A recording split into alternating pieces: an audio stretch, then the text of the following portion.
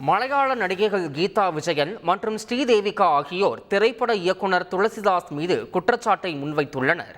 1991ஆம் ஆண்டு சாந்தாட்டம் என்ற திரைப்படத்தின் படப்பிடிப்பின் போது தங்கியிருந்த அறையின் கதவை தட்டியும் அழைப்பு மணியை அடித்தும் இயக்குனர் துளசிதாஸ் துன்புறுத்தியதாக நடிகை கீதா விஜயன் தெரிவித்துள்ளார். அப்போது கண்டித்ததால் அதன் பின்னர் அத்துமீறவில்லை எனவும் கூறியுள்ளார். இதேபோன்று 2006ஆம் ஆண்டு படப்பிடிப்பின் போது அறைக்கதவை தட்டி துளசிதாஸ் தொல்லை கொடுத்ததாக நடிகை ஸ்ரீதேவிகா தெரிவித்துள்ளார்.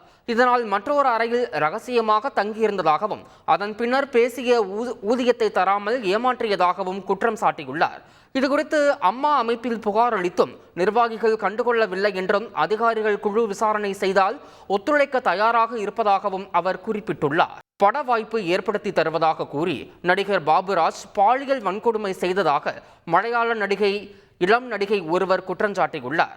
2019ஆம் ஆண்டு பட வாய்ப்பு தருவதாக கூறி நடிகர் பாபுராஜ் தன்னை எர்ணாகுளம் அருகே ஆலுவா பகுதியில் உள்ள தனது வீட்டிற்கு அழைத்ததாக கூறியுள்ளார். அங்கு தன்னை பாலியல் வன்கொடுமை செய்ததாக குற்றம் சாட்டிய இளம் நடிகை இதுகுறித்து ரகசிய வாக்குமூலம் அளிக்க தயாராக உள்ளதாகவும் தெரிவித்துள்ளார்.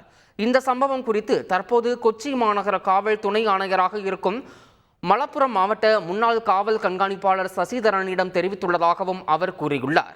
மேலும் இயக்குனர் சசிகுமார் மேனனும் அவமரியாதையாக நடந்து கொண்டதாகவும் அவர் குறிப்பிட்டுள்ளார். இதுகுறித்து பேசிய கொச்சி காவல் துணை ஆணையர் சசிதரன் எழுத்துப்பூர்வமாக புகார் அளிக்குமாறு கூறியதால் பின்னர் புகார் அளிப்பதாக கூறி இளம் நடிகை சென்றதாகவும் ஆனால் புகார் அளிக்கவில்லை எனவும் தெரிவித்துள்ளார்.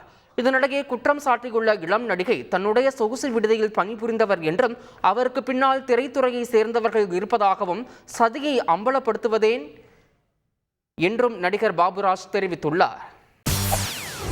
செய்திகளை உடனுக்குடன் தெரிந்து கொள்ள உடனே சப்ஸ்கிரைப் பண்ணுங்க.